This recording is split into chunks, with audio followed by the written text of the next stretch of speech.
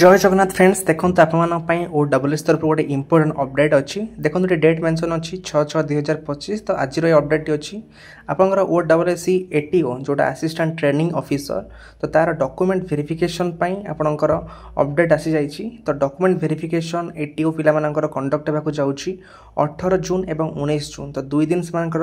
document verification conduct हो कौटी ना ओडब्ल्यूएस office रे जोटा हूँ आप भुवनेश्वर रे अच्छी एवं आप देखी नियंतु एठी आपन रोल नंबर एवं कैटेगरी सब मेंशन अच्छी जो माने डॉक्यूमेंट वेरिफिकेशन पे सिलेक्ट होइछंती तो जो माने एग्जाम देइथिले आपण माने निज निज रोल नंबर को चेक कर नियंतु ए लिस्ट रे तो एटा आपण माने को ओडब्ल्यूएस वेबसाइट रे मिल जिवो बुझियला एवं एहा सहित सब पोस्ट बा सब ट्रेड रो आपनकर कट ऑफ लिस्ट मध्ये आसी जाईची सब कैटेगरी वाइज आपण माने निज निज